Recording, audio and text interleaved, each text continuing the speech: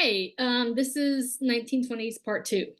So in the first video, we talked about some of the modern changes in the 1920s, but I'm going to add a few more here. First of all, the economy was booming, so more people could be involved in like consumer culture and entertainment culture. Movies for the first time had sound, so you could hear the characters speak, and also music. Music was used in movies, and it helped to spread different styles of music throughout the country. Um, excuse me.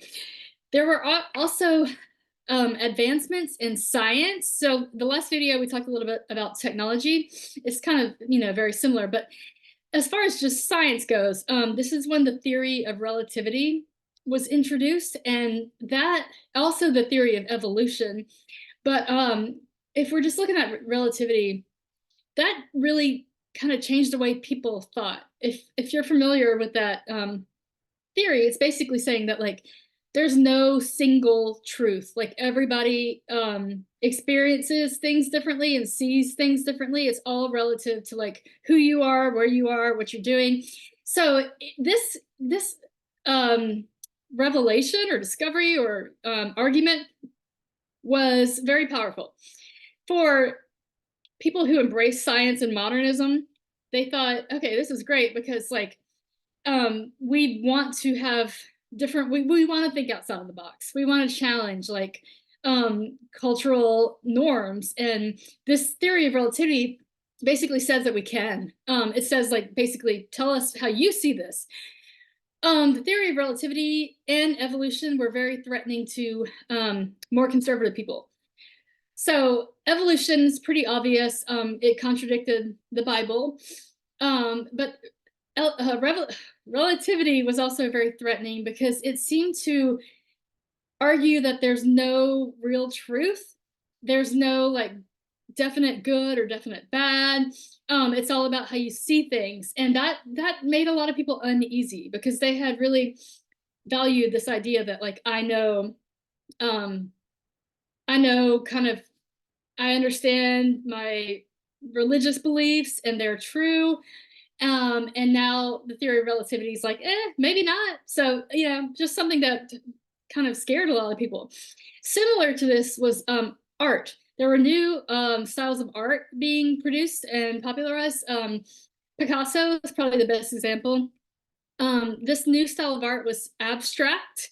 And if y'all don't know what I mean by abstract, just look up Picasso, like Google one of his paintings, and you'll see that the way he portrays things like people is not accurate. It's not supposed to be accurate. It's not supposed to be like real. It's not supposed to look real.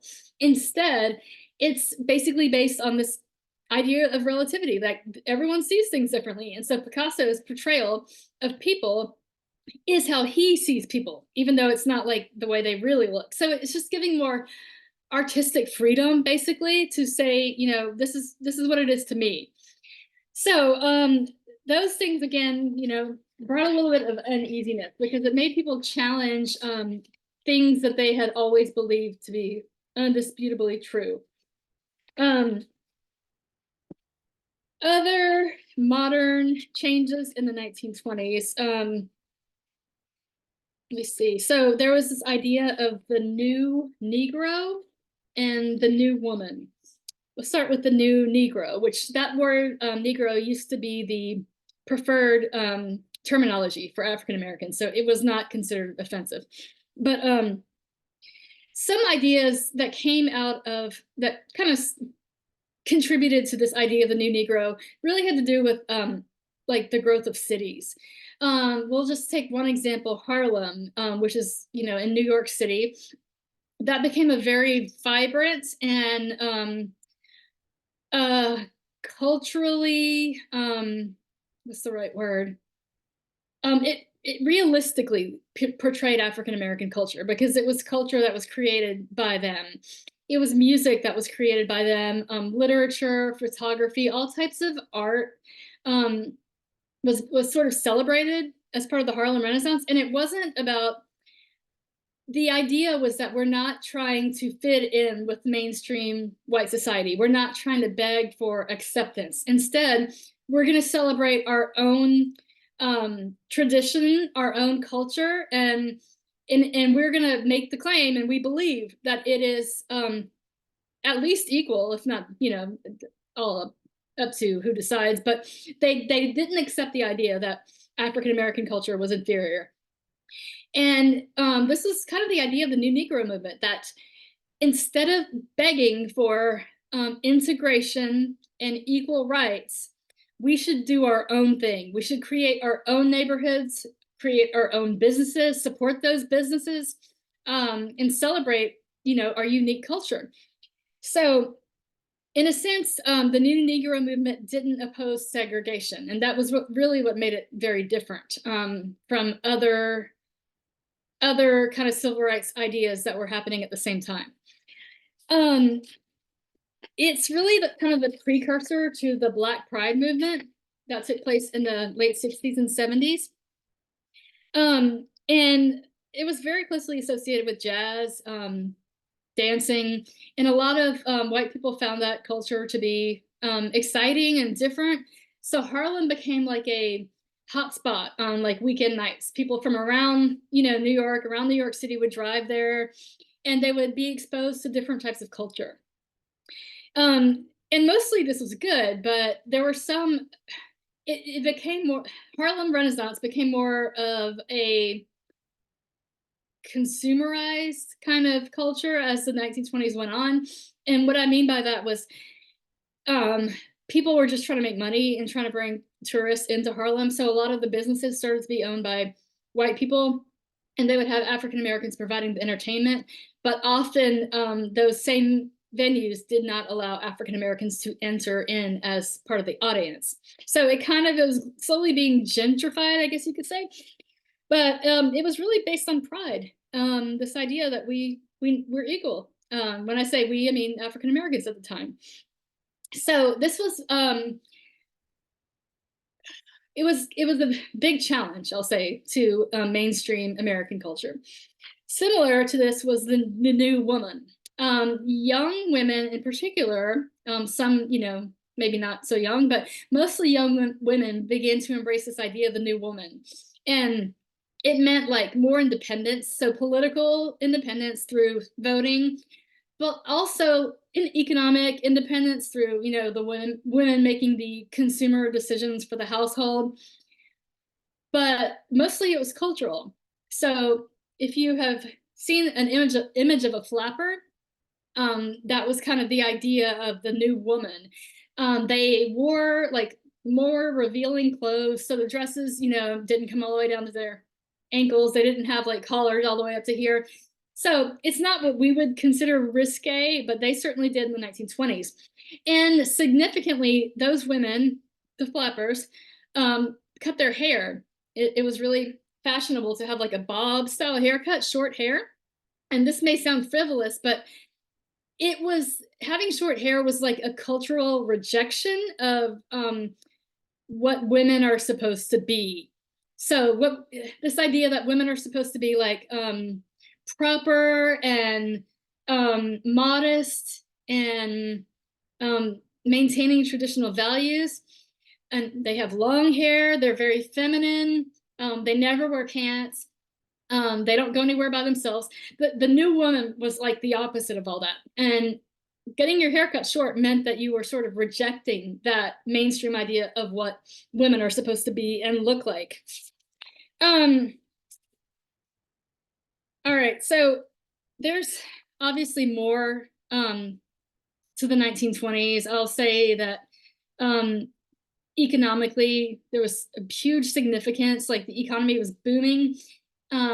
It was the era of big businesses, like a lot of people in power during this time, like in president and Congress and all that, they really wanted to support big businesses. And so in a way, they kind of returned to this idea of laissez-faire economics, because they saw that as like the way to make the economy grow. If the government stays out and doesn't regulate anything, like breaking up monopolies or enforcing or creating like a minimum wage or anything like that, that businesses would prosper more, and that would bring overall more growth to the economy. So laissez-faire is a return to laissez-faire.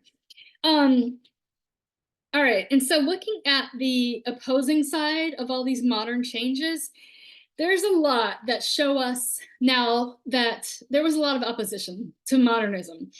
And I'll mention like maybe four of the ways in which that's very visible. Firstly, in 1924, Congress passed the strictest Immigration Act in American history. It was called the Immigration Act of 1924. And its purpose was to limit immigration from certain parts of the world.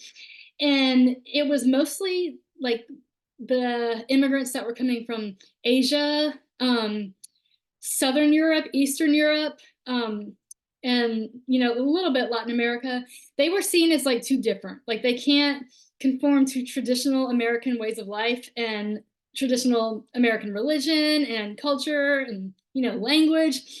So part of this idea of wanting to maintain traditional American values was we have to stop letting all these different people come in. So the Immigration Act of 1924 banned immigration from Asia entirely. So Chinese immigration had already been banned, but now it became, extended to other parts of Asia. And it really limited immigration from Eastern and Southern Europe, places like Greece, God, why am I drawing a blank? Russia, all those Eastern European countries, even Italy as a Southern European country, because Americans wanted to stop all this change. And they looked at all the change as being kind of brought in by immigrants that aren't like us. So that Immigration Act was very, very restrictive. And it was the reason why the US didn't let more Jewish refugees in during the Holocaust, because that would have violated the quotas that were set by the Immigration Act of 1924. So we will come back to this idea, but I just kind of want to mention it now. Another way we know there was a conservative backlash is the KKK. So the original KKK was established after the Civil War ended, and it was all about maintaining white supremacy and terrorizing Black Americans. And it was mostly limited to the South. It was put down, like eliminated by President Grant in the 1870s, but it had a revival in the 1920s, and it was kind of different than the first one. The revival is said to have been instigated by a movie called Birth of a Nation. This is a really long movie, first of all, so it made it like really different from anything people had seen before. It had a lot of advanced like camera techniques that made people sort of get drawn to it. But it portrayed Reconstruction. That was the time when African Americans began to get more rights after the end of the Civil War. And this movie basically portrayed like what happens when African Americans have more power within the government and culture. And it's just showing like chaos, mostly really emphasizing that white women are in danger of Black men. And so the movie helped propel this idea that like we got to do something to stop or to limit the influence of African American culture and to make sure that white supremacy is not threatened. So the new KKK of the 1920s was different. First of all, it wasn't limited to the South. It spread all over the country. Secondly, it was socially acceptable. They didn't wear masks anymore because they weren't trying to hide who they were. It was almost like a lot of members of the KKK wanted to celebrate who they were, and they wanted people to know that they were a member of this, especially politicians. During the 1920s, it was extremely difficult for politicians to get elected without the support of the KKK. Kind of think of it like the NRA today. So politicians either felt like they had to join the KKK in order to get like, a lot of voters, or they actually wanted to join the KKK because they agreed with its message. So they have a lot of political influence in the 20s. The KKK was also different because in the 20s, it didn't focus hatred solely on African Americans. It was really more about maintaining what they thought of as traditional American values. So they tended to go after anybody who was like a modern person, So they really, their target list included Catholics, Jews, gay people, people who defied the laws of prohibition, such as like drunkenness, people who supposedly broke or threatened standards of morals, like people who cheated on their spouses or whatever. They wanted to portray themselves as the safeguard of traditional American values. And so it became very socially acceptable and very, very widespread throughout the entire country. It the way that it kind of ended is very interesting, and it's the subject of a book called A Fever in the Heartland, if you're interested. That's kind of about like the fall of the 1920s KKK. I won't get into it here, but so okay, the popularity of the KKK was another example of backlash against modernism. One more example could be the Scopes trial.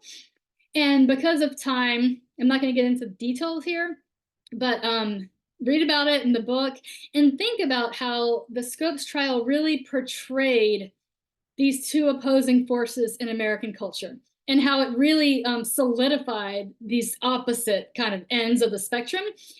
So in the Scopes trial, one side was portrayed as rural, uneducated, kind of backwards, traditional, very, very traditional, conservative, and like Christian fundamentalism, which, you know, means that you take the Bible literally. And the other side was portrayed as urban, like they're city people, they're usually younger, and they embraced science. That was a big one. So they embraced like the theory of evolution and the theory of relativity. And in fact, the Scopes trial was specifically about teaching the theory of evolution to kids in school. So the media made a big show of this trial, and it really helped to really solidify in people's minds that there's two opposing forces in American culture. You had to be on one side or the other. There was very little middle ground. So just kind of look up the Scopes trial. And one last example of kind of opposition to modernism would be the Red Scare. So this is the first Red Scare. It took place like immediately after World War I ended, because during the war, Russia became communist, and it was the first communist country in the world. So fears of communism began to spread because, you know, the world could look at Russia and say like, oh, it happened there. Like, we have to make sure it doesn't happen here. So in the US, there was a lot of opposition to any sort of political idea that was new or different. Again, these new political ideas were often blamed on immigrants, so limiting immigration would be one way to limit those new political ideas. But many native-born Americans were also targeted for having beliefs that could be radical, or anarchy was a very kind of popular political belief during this time, socialism, anything like that. So the FBI was just being established, and the head of the FBI for more than 60 years was J. Edgar Hoover. And he's the one who launched this massive like opposition movement against communists and socialists and radicals. So suspected radicals were being like arrested, and they had to prove their innocence, meaning that they hadn't been involved in any anarchy or communist kind of ideas or organizations. But it went further than this. They really started to target anyone who was like challenging American values or American politics. So it became a pretty big movement towards the end of World War I, and kind of lasted throughout the 20s, where people were kind of afraid to say, you know, maybe communism's not such a bad idea. You know, you couldn't say that. You would be arrested. And this got to be such a big issue that a lot of anarchy organizations began to mail bombs. They began to send bombs by mail to certain people. So this attorney general, a bomb was sent to his house. His maid opened the package, and she lost both of her hands. And there were several more highly publicized terrorist acts dealing with the Red Scare. So a lot of people really felt threatened by this new idea, this new way of thinking about politics. Lastly, after World War One, racism actually got worse. This is kind of one of the sad things we talked about during the war. A lot of African Americans, especially those serving in the war, had high expectations for how their service would change their treatment when they get back home to the US. So it didn't end up that way at all. It would after World War II. But in World War One, many of these veterans were coming back, and they tended to say, like, we demand equality. Like, we've just fought for our country, and what we want is to be treated like a first-class citizen and not like, someone who's inferior. So they became more assertive in kind of demanding their rights. Many of them wore their military uniforms to sort of make that statement, like, I fought for the country and I still can't vote. So there was a lot of effort to kind of put them back in their place, to make sure that they knew that life wasn't going to change and that they were still considered inferior. So there were a lot of mob attacks. An example was Wilmington, North Carolina. There had been several African Americans elected to local government, and before they could be like sworn in, a mob of racist white people came in and like basically overthrew that government. So it was the only time that a democratically elected government in the US has been violently overthrown. But this was becoming normal. And there are lots of race riots, which basically meant people and the government attacking African American communities, especially communities where the economy was strong and they had a vibrant culture. They sort of wanted to send the message that no, nothing has changed because of your service. You're still below us. And so lots of race riots, lots of racial violence, and lynching again began to increase.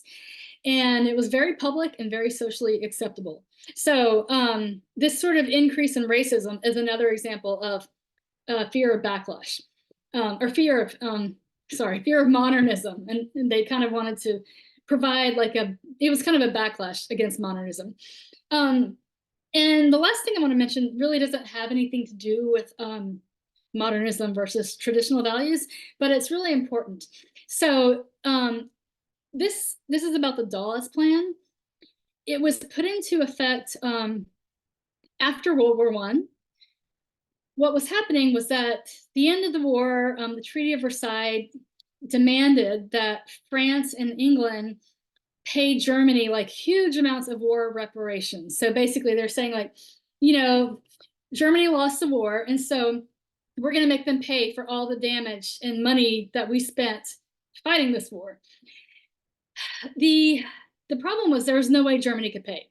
Everything that they had relied on for economic gain was destroyed. So they weren't allowed to produce war-related items like weapons, and they weren't allowed to have a military. So that's usually the way that countries make a lot of money, is by selling these war goods, like all kinds of weapons and things like tanks and radios. So now Germany was told they couldn't do that. So they really had no way of paying back this money to France and England. And a congressman named Charles Dawes in 1924, he was seeing what was happening. Like, Germany was not able to do this, and France and England were threatening to invade Germany because they couldn't make their payments to France and England. And this Charles Dawes did not want this to happen. And so he came up with a plan that, look at it, I kind of posted an image of it in this week's assignment page, but the idea was that the United States would loan money to France and England so that France and England could repay Germany. And Germany, no, I'm sorry, scratch that. I got mixed up. I don't want to redo this video, so just ignore that. The idea was the American government would loan money to Germany so that Germany could make their payments to France and England. France and England, in turn, would use those payments to repay American debt from the war. So the United States loaned a lot of money to France and England during World War One, and now they wanted it back. So they figured the only way for us to get that money back is for Germany to make France and England to make payments to us for all the money we loaned them during the war. But the only way France and England could do that is if Germany paid them. So it created this triangle: the United States loaning money to Germany, then paying that money to France and England, and then France and England using that money to repay American loans. So it's kind of important to understand that web of the transfer of loans and reparations. And this plan lasted until 1930. So when the US economy crashed in 1929, the plan was ended. And the reason I want to mention this here is because this is what helped lead to a global Great Depression. It wasn't just in the United States, but it spread because the US was sort of the source of all this money that was going through Europe. And when that money source got cut off, those countries began to experience a depression as well as the US. So we'll pick up there. Yeah, I think that's all I have. Sorry, this is so long. Make sure y'all look at the image of the Dawes Plan. Thanks.